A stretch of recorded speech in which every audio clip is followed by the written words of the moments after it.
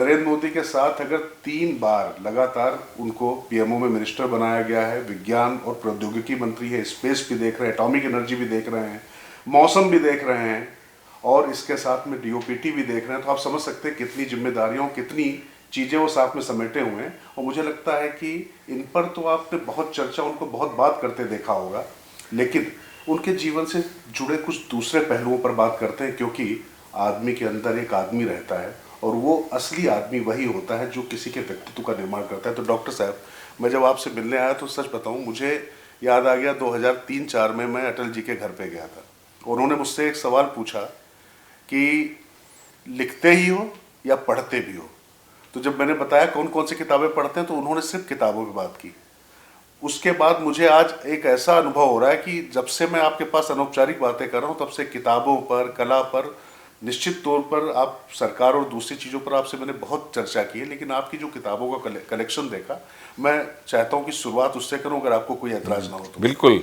राज जी, बहुत अच्छा रहेगा क्योंकि अक्सर इन विषयों की चर्चा नहीं रहती और सार्वजनिक जीवन में बहुत अधिक चर्चा करो तो लगता है कि ये शायद ज़्यादा साहित्य में ही उलझे हुए हैं। तो मैं ये समझना चाहता हूँ कि आप पेशे से डॉक्टर, आपने डायबिटीज़ पे इतनी किताबें लिख डाली हैं, 8 किताबें जहाँ तक मेरी जानकारी लिख डाली हैं, आप सर्जन भी हैं, इसके बीच में सरकारी कामकाज, और उसके बाद भी आप लगातार किताबों के साथ में समय बिता लेते हैं। और मैंने देखा कि आप, ये कुछ किताबें मैंने देखी हैं आपके पास में, मतलब जो है ये द फ्रोजन टर्बुलेंस, में इसको भी देख रहा था, गालिब भी दिख रहे हैं, दिलीप साहब भी दिख रहे हैं, राज कपूर हैं। राज कपूर भी दिख रहे हैं, मोदी जी भी दिख रहे हैं। ये तो पार्टीशन को लेकर के कुछ पार्टीशन, अंग्रेज तो ऑथर्स की तो ये शौक कैसे आपको मतलब डेवलप हुआ? और मैं गीतांजलि। अब आपसे पूछूं, हाँ गीतांजलि, मैं चाहूंगा गीतांजलि ये थोड़ा कुछ अलग किस्म की चर्चिल इन इंडिया है। हाँ, मैं इस शौक की तो राजी ऐसा है कि जैसे आपने कहा कि हर आदमी के बीच में एक दूसरा आदमी रहता है, लेकिन जैसे इल्लामा इकबाल ने कहा है कि ज़रिया मुआश बहुत सारे गले घोट डालती है। तो शौक तो था लड़कपन से ही, कैसे आया उसका कहना गालिबन इतना आसान नहीं होगा। जैसे वो एक शेर है कि कुछ कम ही ताल्लुक़ है मोहब्बत का जुनून से, दीवाने तो होते हैं मनाए नहीं जाते। क्या बात है। तो ये हर व्यक्ति में कोई ना कोई दीवानगी रहती है, किसी को व्यायाम का नशा, किसी को कुश्ती का नशा।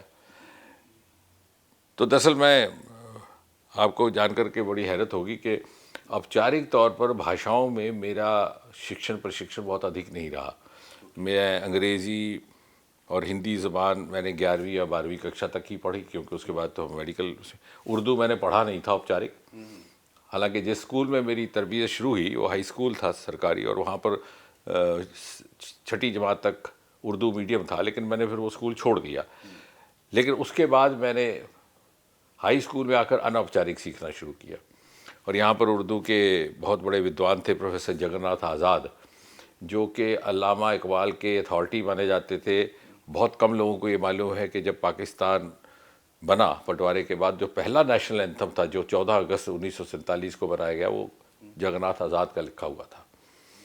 क्योंकि जिन्हा ने स्वयं कहा था कि एक मुझे पैनल आके दीजिए, तो फिर जब उन्होंने पढ़ा कि हिंदू नाम है और नौजवान है, तो उनका एक अच्छा मैसेज रहेगा, इसी का रखिए। लेकिन उसके बाद चूँकि कत्ल व गारत शुरू हो गई, ये भी वहाँ से लाहौर से भाग करके हिंदुस्तान आ गए और वो नेशनल एंथम भी बदल गया।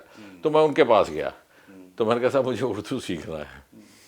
तो पहले तो उन्होंने मुझे वो दे दिया अल्फ़ाबेट, तो उस अल्फ़ाबेट में लिखा होता था कि ये गाय है, इसकी एक दुम है, 2 सींग है। तो मैं फिर लौटा उनके पास, मैं कहा साहब ये तो प्रौढ़ शिक्षा का हो गया, तो मुझे कोई ऐसी किताब दीजिए कि मेरा साहित्य का भी जो रुझान है उस वो भी कहीं ना कहीं उस पर भी थोड़ा सा अमल पाए और साथ में मैं सीखूँ भी ज़बान। तो उन्होंने डेडिकेटेड टू हिज डॉटर एक किताब लिखी थी, बच्चों का इकबाल। बड़े बड़े हरफों में बच्चों के लिए उर्दू ज़बान सीखने का भी वो एक ज़रिया, और साथ ही साथ इकबाल के बारे में जानकारी।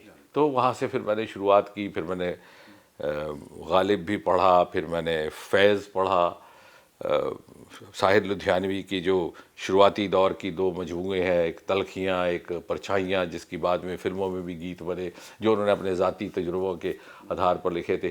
तो ये पढ़ता ही गया। मेडिकल स्कूल में रहते हुए भी, इंटर्नशिप के दौरान भी अंग्रेज़ी में मुल्क राज आनंद और आर के नारायण उस समय बड़े मकबूल हमारे अदीब हुआ करते थे, उनसे एक बार ज़ाती तौर पर मिलने का भी हुआ मौका एज स्टूडेंट्स, क्योंकि हमारा शौक़ ही ये था कि जहाँ ये मिल जाए तो इनको ढूंढो। और उनकी किताबें भी आर के नारायण की मैंने, मेरे लगता है कि सारी की सारी सीरीज़ पढ़ डाली, बल्कि जो उनका मैग्नम ओपस है दी गाइड, वो मैंने फिल्म देखने से पहले पढ़ा था। और वो किताब मैंने लगभग 1 दर्जन बार पढ़ी होगी। Think of beauty Joy for ever जैसे कहते हैं। सोच लीजिए गाइड फिल्म की बात हो रही है। और फिल्म गाइड मैंने कोई 50 बार देखी। अब उसमें क्या हुआ कि जब हमने पहली बार देखी और पढ़ा तो समझ नहीं आया। The complexity of the relationships was I think too much to be comprehended by a young adolescent mind. तो बार बार देखने के बाद फिर वो गीतांजलि मैं कॉलेज में बड़े शौक से उसके ट्रांसलेटेड स्टैंजास अंग्रेजी के सुनाया करता था अपने दोस्तों को। अब तो कैप्टिव लिसनर भी मिलते नहीं है, सोशल मीडिया का युग आ गया। मुझे बुला लिया करिए आप। लेकिन आज आया, today I have discovered one. तो क्या हुआ कि W.B. यीट्स हुआ करते थे अंग्रेजी के author. He was a Nobel laureate himself and I think one of the most authentic translators of Gitanjali. तो उनके जो स्टैंजा में बाई हार्ट सुनाया करता था। और फिर मैं एक बार कलकत्ता गया तो आर्काइव से मैं ये जो आप कह रहे थे गीतांजलि की ओरिजिनल मैन्युस्क्रिप्ट भी ले आया टैगोर की, मतलब उनकी लिखी है। हाँ जी जी। हुआ क्या कि जब उनको नोबेल प्राइज़ मिला है तो बहुत सारे अंग्रेजी के ऑथर इनकी ट्रांसलेशन करना चाह रहे थे। तो दिक्कत ये थी कि उनको बंगला समझ नहीं आती थी। तो टैगोर ने स्वयं अंग्रेजी में लिख करके दिए उनके कुछ एक ऐसे वर्सेस जो वो समझते थे कि ज़्यादा महत्वपूर्ण है। खुद ट्रांसलेट किए for the benefit of the author, ताकि ऑथर फिर can convert it into rhyme and poetry. और इतनी खूबसूरत हैंड राइटिंग है टैगोर की, आप ज़रा देखेंगे तो फिर आप ये देखिए उन्होंने अंग्रेज़ी में अपने हाथ है अपनी कलम से लिखा हुआ है। ये देखिए मैं थोड़ा सा दर्शकों, और ये आगे भी मैं चाहूँगा सर एक बार आप थोड़ा सा कैमरे की तरफ। हाँ, आप स्वयं दिखाएं, मैं आपको देता हूँ। इसमें कई जगह एक तरफ बंगला लिखा है और फिर दूसरी तरफ उन्होंने इंग्लिश में ट्रांसलेट। जैसे एक पेज बांग्ला और एक पेज अंग्रेजी का उसी में। और इतनी खूबसूरत हैंड राइटिंग है रविन्द्रनाथ टैगोर की, मुझे नहीं लगता कि लोगों को इस बात की बहुत अधिक जानकारी रही होगी। मेरे लिए भी रहस्योद्घाटन है। मेरी आज की ये उपलब्धि है कि आपसे मिला जब मैं। आप ये देखिए क्या मतलब किस तरीके से जो है ऑथेंटिक, और इसके लिए दीवानापन चाहिए, लगन चाहिए, और इसके लिए बिल्कुल एक तरीके की। अब मैं बात आपको सुनाऊंगा तो शायद बहुत सारे लोगों को कैसा लगे। मैं वहाँ गया था पार्टी के काम से। अच्छा। भारतीय जनता पार्टी के काम से गया था। तो रात को ये खुराफाती करता था कि काफ़ी साल पहले की। तो कोई पार्टी ने किसी काम से भेजा था, कुछ देर रहने का मौका मिला तो मैं रात को ये ढूंढता रहता था इस तरह के आर्काइव के, कहीं क्या क्या क्या कुछ मिल जाए। तो ये मैंने तलाश के वहाँ से लाया। इसी तरह से कोशिश ये रहती है कि हर किताब से कुछ ना कुछ सीखा जाए। अब और हर किस्म की किताबें, फिल्में हैं, म्यूज़िक है, लिटरेचर है, हिस्ट्री है। पार्टीशन को लेकर के अभी आप देखेंगे तो हमारे पास लगभग 1.5 दर्जन किताबें। हाँ, वो मैंने आपके उसमें देखा। और पार्टीशन अलग अलग view points, Indian author, Pakistani author, Indian victims, Pakistani victims, वो विक्टिम जो पार्टीशन के बाद विदेश चले गए। अभी हाल ही में 2 साल पहले एक युवा महिला युवती है, young Indian origin journalist, UK में। उन्होंने वहाँ थोड़ा सा एक सर्वे किया तो जितनी यहाँ के पंजाब की फैमिलीज वहाँ जाकर के सेटल हुई थी उनके घरों से एक्सपीरियंस गैदर करके किताब वो भी पढ़ डाली आपने। वो भी पढ़ डाली। और अभी बल्कि हमारे सच्चिदानंद नायर जी ने, शायद उनको मालूम ना हो, उन्होंने एक एडिट की है किताब पार्टीशन स्टोरी, मैंने वो भी पढ़ डाली। Because I try to then also try to assess what is how much is the merit where निकालते हैं समय। और जैसे और हर किताब में कुछ नया होता है। अब ये प्राउडेस्ट डे है, हाँ, इसमें आपको एक चीज़ ये भी मिलेगी, ये अंग्रेज़ी ऑथर से लिखी है। एक बहुत जानकारी की बात शायद, और हर किताब में कुछ ना कुछ सोचते हैं कि कुछ जानकारी मिले, लेकिन साझा किससे करें ये दुविधा आज आपने बता दी, आपसे कर सकते। इनका कहना है, मैं नहीं जानता कि हाउ ऑथेंटिक इज़ दैट, कि लॉर्ड माउंटबेटन ने 15 अगस्त की घोषणा क्यों की as the date to grant independence. और ये जो अंग्रेज ऑथर है, one of the very popular books written by 2 authors. इनका कहना है कि 2 कारण थे एनेक्डोटल के। एक तो the surrender of Japan happened on that day, 15th August. 15 August, war के दौरान जो ग्रेट वॉर हुई। दूसरा माउंट बैटन का स्वयं का elevation as supreme commander. Okay, तो इसीलिए उन्होंने। और फिर तीसरा ये भी कहते हैं कि जब माउंट बैटन ने आगे पीछे ये बात की तो कहीं से आया कि ज्योतिष के लिहाज से ये दिन अच्छा नहीं है। अच्छा, तो ये तो हिंदुस्तान फिर में बात हुई। जी जी, तो फिर उन्होंने ये वाया मीडिया निकाला कि हम इसको मिडनाइट करेंगे। Okay, then freedom at midnight. I mean, that is what is the author writing. I have to verify or we'll verify. But what I'm trying to say is कि हर किताब से एक अलग पर्सपेक्टिव मिलता है। इसी तरह साहिर की आप ये तलखियाँ और परछाइयाँ उसकी नज़में पढ़ें तो वो उनके जीवन के व्यक्तिगत अनुभव से, कुछ समय के लिए वो पाकिस्तान चले गए थे, फिर वो वापस लौट कर आए,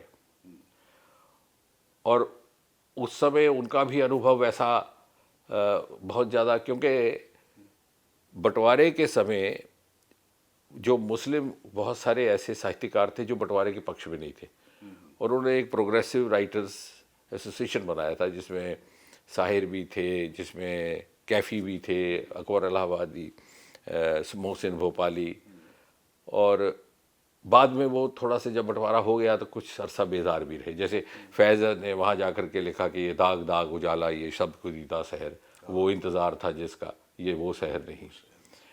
और उसी तर्ज पर साहिर ने यहाँ लिखा जो बाद में फिल्म में आया, जब काली सदियों का आंचल ढलकेगा, जब दुख के बादल पिघलेंगे, जब सुख का सागर छलकेगा, जब अंबर झूम के नाचेगा, जब धरती नगमे गाएगी, वो सुबह कभी तो आएगी। और जिस सुबह की खातिर युग युग से हम मर मर के जीते हैं, जिस सुबह के अमृत की खातिर हम जहर के प्याले पीते हैं, इन भूखी प्यासी रूहों को कभी तो कर्म फरमाएगी। तो ये इस तरह की पोइट्री है और इस तरह का लिटरेचर है। जैसे मुंशी प्रेमचंद के बारे में कहा जाता था, his literature is the signature of the times he lives. चाहे वो गमन है, चाहे वो गोदान है, आपको हिस्ट्री पढ़ने की ज़रूरत नहीं है। मैं तो समझता हूँ कि बच्चों को भी इस तरह से आप पढ़ाए तो कुछ ऐसे शायर, कुछ ऐसे अदीब, कुछ ऐसे साहित्यकार हैं, उनकी फिक्शन में भी उस दौर की कहानी समझ आ जाती है, उस दौर का इतिहास समझ आ जाता है। वही बात लागू होती है आर के नारायण पर भी। मुल्क राज आनंद ने खैर दूसरे पहलू भी लिए, मनोविज्ञान, जैसे लॉस्ट चाइल्ड है उनकी बड़ी मशहूर किताब हुई कि वो जब बच्चा माँ के साथ मेले में जाता है और ये भी चाहिए, ये भी चाहिए, ये भी चाहिए, तंग कर देता है माँ को। जब खो जाती है माँ अचानक तो फिर सारे लोग उसको मनाने इकट्ठा होते हैं, बोलते ये बेटे तू ये ले, तो कहता है वो कुछ नहीं चाहिए, सिर्फ माँ चाहिए। तो उन्होंने उसको भी टच किया। आर के नारायण ने भी एक्सपेरिमेंट किया अलग अलग चीज़ों से। मैंने इंडियन इंग्लिश ऑथर्स जहाँ तक थे, चेतन भगत तक भी सारे पढ़ डाले। इनफैक्ट मैं हवाई जहाज़ में बैठा था तो चेतन भगत की नई किताब लाई, 11 रूल्स ऑफ लाइफ कुछ है। तो अब सबको मालूम है कि मैं किताबें पढ़ता रहता हूँ, तो जो भी हमारे दोस्त या हमारे साथी कभी जाते हैं तो जो नई किताब होती है मेरे पास छोड़ जाते हैं। फिर मैं 2-3 किताबें लेकर जाता हूँ। जब भी दौरे पर होता हूँ 10 पेज पढ़ के समझ जाता हूँ कि पढ़नी है कि नहीं पढ़नी, तो छोड़ देता हूँ, दूसरी पढ़ देता हूँ। कई बार दूसरी बार भी पढ़ता हूँ जब लगता है कि ये पढ़ने लायक है। तो मैं उसकी किताब अभी नई नई आई थी तो मैं पढ़ रहा था, तो मुझे इस बात का गुमान नहीं था कि पिछली सीट पर वो बैठा था, चेतन भगत जहाज में से। तो फिर जब जहाज़ उतरा तो आए, बोले आप मेरी किताब पढ़ रहे हैं? मैं कहाँ पढ़ रहे हैं? फिर कह लगे अच्छा हम सेल्फी खींच लेते हैं। तो कहने का तात्पर्य कि इससे आपका विजन भी बनता है, व्यू पॉइंट भी बनता है, और साथ ही साथ ये भी समझ में आता है कि जो आपने कहा कि जो आदमी दिख रहा है ये वो नहीं है। अब ये आपने फिल्मों की बातें की, इसमें एक किताब है, इसमें राज कपूर की अलग अलग पहलू है। ये रितु नंदा जो उनकी बेटी अब नहीं रही, उनको कैंसर हुआ था, उन्होंने लिखी थी, उनका बेटा निखिल वो आके दे गया।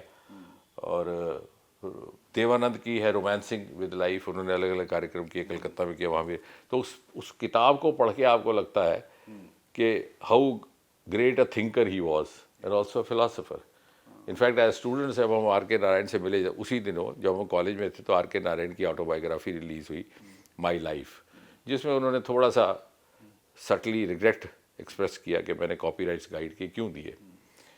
तो जब हमने पूछा तो बोले ऐसा हुआ कि मेरा जो केयर टेकर है, मैसूर में मैं रहता हूँ, तो ये चेन्नई की बात है, तो मुझे कहता था कि हर तीसरे दिन मुंबई से एक फिल्म एक्टर आता है, स्कार्फ स्कूप पहना होता है, तो आपसे मिलना चाह रहा है। तो मुझे कोई ज़्यादा फिल्म वालों का शौक नहीं था, मिलता नहीं था। तो एक दिन वो आकर के खाली चेक छोड़ गए और ये कह गए कि एक नोट पे कि अगर कभी आपका मन करे कॉपीराइट बेचने का तो किसी और को नहीं, मुझे दीजिए। तो जब मैंने देखा कि इस the gentleman has so much passion and commitment towards my novel, तो मैंने वो मान लिया। इस प्रकार से इन लोगों से मिल कर के इनसे सीखने का,